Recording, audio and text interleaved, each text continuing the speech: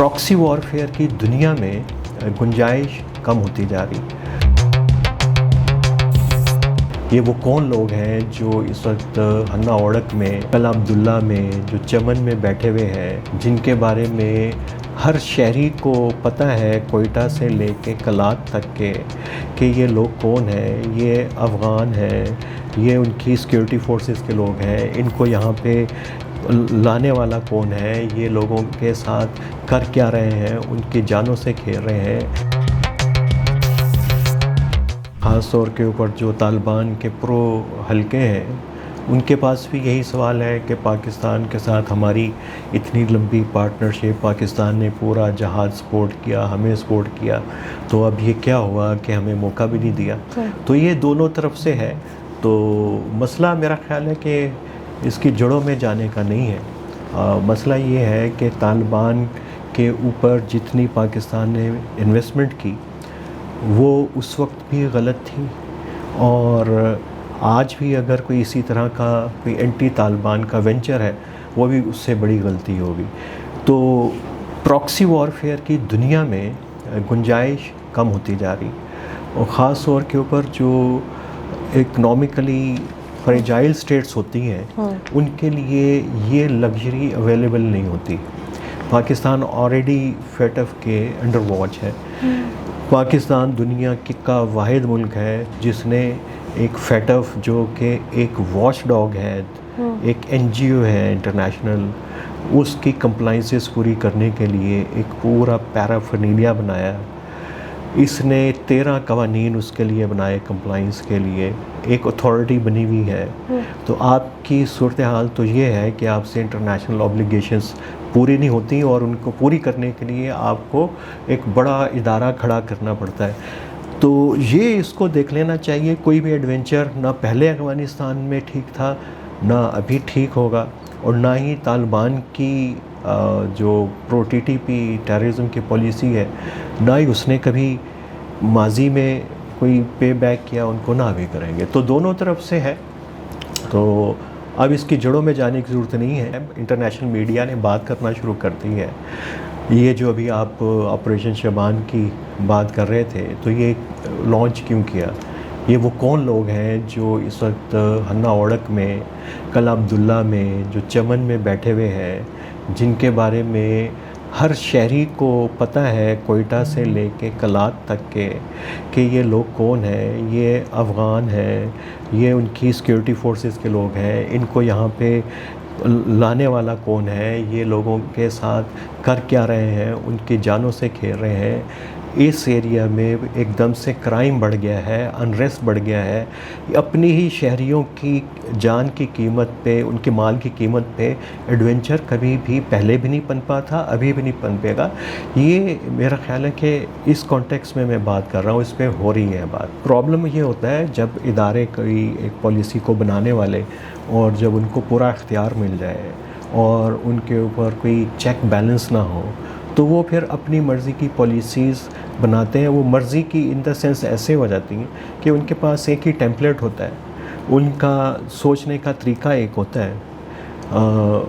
मैंने एक जगह पे लिखा भी अभी हालिया दिनों में, या शायद बात की कहीं पे, कि अगर एक ही सोच रखने वाले दो अफराद एक पॉलिसी बनाएंगे, वो मुख्तलिफ नहीं होगी। वो बेशक आप 2 करोड़ लोग इकट्ठे बैठ जाएं, माइंडसेट एक हो, और 2 लोग एक हों, 2 करोड़ 2 एक ही पॉलिसी बनाएंगे। तो ये कंसेंसस बेस्ड पॉलिसी का मतलब ये नहीं होता कि उसके अंदर आपने 12-15 लोग अपने लाइक माइंडेड लोगों को बिठा लिए। उसका तरीका हमेशा से होता है कि पार्लियामेंट सॉवरन है। पार्लियामेंट जैसी भी है लंगड़ी लूली, उसके अंदर अभी इतनी सख्ती नहीं है कि आपकी किसी भी पॉलिसी के ऊपर कोई तनकीद भी कर सकें। उसके बावजूद भी अगर आप उसको लाएंगे, कम से कम थोड़ी सी तो कोई बात होगी, कोई थोड़ी सी तो कोई क्रिटिक होगा, कोई कहेंगे कि इसमें ये पहलू है, इनको भी देख लें। तो एक तो सबसे बड़ा वो यहाँ पे ट्रांसपेरेंसी नहीं है, अकाउंटेबिलिटी का। पॉलिसी वही चलती है जिसमें ट्रांसपेरेंसी हो और अकाउंटेबिलिटी का, तो वो यहाँ पे नहीं है। जब वो आप ले आएंगे, बाकी सलूशन हर चीज़ के मौजूद हैं, यहाँ पे बड़े से बड़े अफलातून पाकिस्तान में मौजूद हैं जो इस हुकूमत को एडवाइस कर देंगे कि क्या पॉलिसी और कैसे चलनी चाहिए। वो कहते हैं जी कि ये आपके कंट्रोल में चीज़ें हैं, आप कर सकते हैं तो करें, मेरी जान और माल की कीमत पे आप क्यों कर रहे हैं, कोई एडवेंचर क्यों कर रहे हैं। ये तो सादा सा सवाल है उसका कि ये जो कोई क्रिमिनल है, पहले तालिबान थे, उनको उस वक्त निकालना चाहिए था, अब इनको निकालें। आपकी बुनियादी ज़िम्मेदारी क्या है रियासत की? अपने शहरी की जान माल का तहफ़्फ़ुज़, या आप के लिए कोई बहुत बड़ा political geopolitical strategic adventure important है। ये इंटेलिजेंस बेस ऑपरेशन अभी टारगेट उसको कहा कि टीटीपी और ये जो नए, उसमें कोई फ़र्क नहीं है जो पहले पिछले कई सालों से हो रहा है। उसको कभी आप कोई नाम दे देते हैं, अभी आपने उसको ऑपरेशन शाबान का नाम दे दिया, उसके अंदर आपने कहा मिलिट्री भी कर रही है, इसमें एफसी भी कर रही है, सीटीडी भी कर रही है, सब लोग इसके अंदर कर रहे हैं। तो पहले भी यही कर रहे थे, कौन सी ऐसी नई चीज़ है? जियोग्राफिकल स्प्रेड वो भी वही है, वो उन्हीं एरियाज़ में कर रहे हैं। कौन सी ऐसी चीज़ है सिवाय इसके कि आपने एक इनिशिएटिव का नाम उसको बदल के रख दिया है कि जी ये हमने 110 मार दिए हैं इस ऑपरेशन के तहत। पहले भी वैसे ही चल रहा था तो अभी भी चल रहा है। तो पॉलिसी क्या है असल में, वो क्लियर होनी चाहिए। आपने तालिबान के साथ आपने कहा था ठीक है हम बात नहीं करना चाहते, तो ठीक है ना करें, उर्मची प्रोसेस चल रहा है उसको बंद कर दें। दुनिया आपसे कहती है जी कि आप आके बात करें, आप कहें कि हम नहीं करेंगे, तो फिर आपने कहा जी बॉर्डर बंद कर देंगे, तो बंद कर दें। फिर वक्तन फ़वक्तन क्यों खोल लेते हैं? फिर आपने कहा जी कि हम उनके साथ तजारत नहीं करेंगे, तो ना करें, फिर क्यों खोल लेते हैं?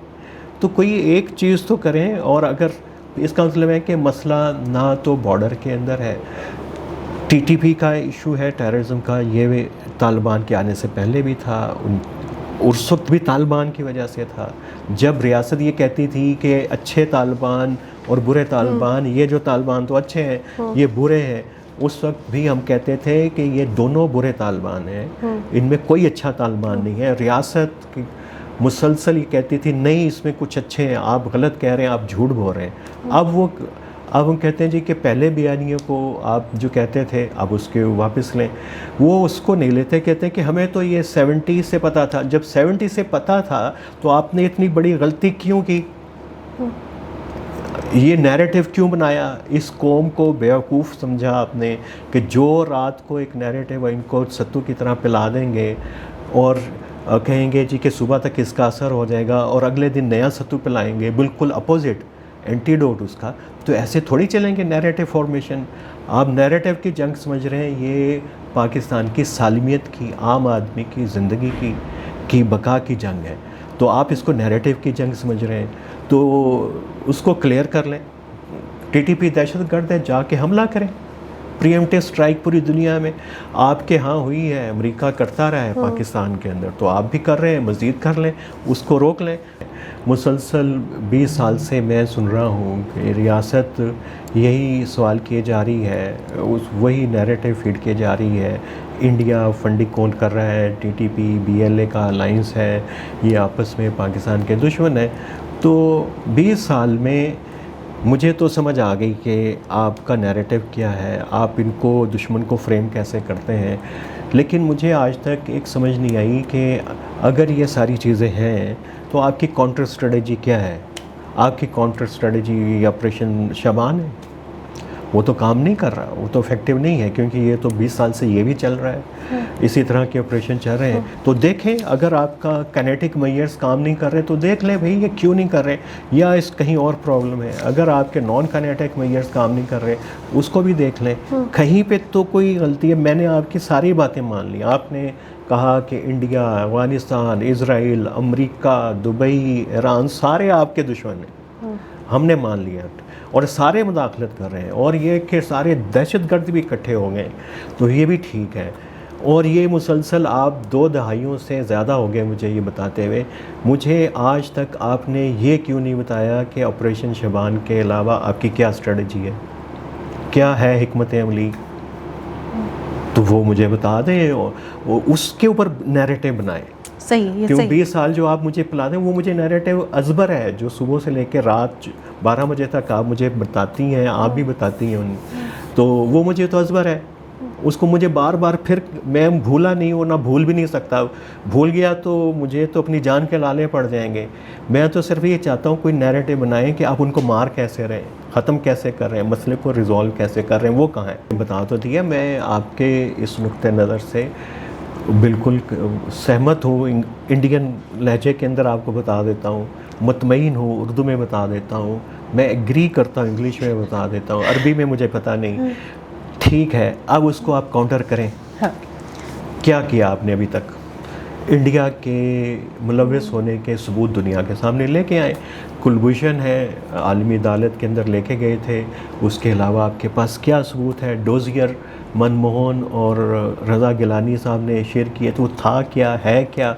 हमें तो 2008-9 के डोजियर का अभी तक नहीं पता। अभी के लेटेस्ट एविडेंस क्या है वो सारा ले आए। दुनिया कोई इतनी बेवकूफ़ नहीं है कि आप एविडेंस लाएंगे और आपकी बात नहीं मानेगी। आपकी बात पे तो बतौर पाकिस्तानी मैंने मान लिया, लेकिन अब मुझे आप कह रहे हैं कि आप ये दुनिया को भी बताएं कि ये कर रहे हैं, तो मेरे पास कोई चीज़ होगी दिखाने के लिए तो बताऊंगा ना कि ये देखें ये सबूत है। वो मुझे चाहिए, मैं इस रियासत की जंग लड़ सकता हूँ इंटरनेशनल फोरम के ऊपर। हमारा काम है, हमें प्राइवेट ऑर्गेनाइजेशन है, हम शेडो पॉलिसी रिकमेंडेशन दे सकते हैं। शेडो का मतलब होता है कि हम एक एक्सरसाइज कर रहे हैं, एक सिनेरियो के अंदर चीज़ों को देख रहे हैं और रिकमेंड कर रहे हैं। प्राइवेट थिंक टैंक की जो शेडो पॉलिसी में एडवाइस होती है वो एक किस्म का एग्जिस्टिंग पॉलिसी के ऊपर क्रिटिक होता है। रियासत के अपने थिंक टैंक हैं, पिंडी से लेके इस्लामाबाद की हर दूसरी तीसरी गली में थिंक टैंक खोले हुए हैं। वो क्या कर रहे हैं? वही तो मैंने आपसे कहा था तो कि 2 लोग हों या 2 करोड़ लोग हों, एक ही तरह सोचते हैं, एक ही पॉलिसी बनाएंगे। वो पॉलिसी इनपुट तो वो वहाँ से ले रहे हैं और हमारा वो मैंडेट है भी नहीं और ना हम वो चाहते हैं। तो जो हमारा मैंडेट है वो एक शैडो डॉक्यूमेंटेशन का, वो हम शेयर करते रहते हैं। वो शायद वो चीज़ों को, पॉलिसी को चेंज करना, जहन को चेंज करना खासा मुश्किल काम होता है, ख़ास तौर के ऊपर सिक्योरिटी इदारों के लिए, सिक्योरिटी स्टेट के लिए, कि अपनी पॉलिसी को जो है वो एकदम से, एक तो कंसीव करना ही उसके लिए बड़ा अजाब होता है कि कोई नई पॉलिसी, कोई नए ख्याल को कोई जगह भी अपने जहन के अंदर दे दें।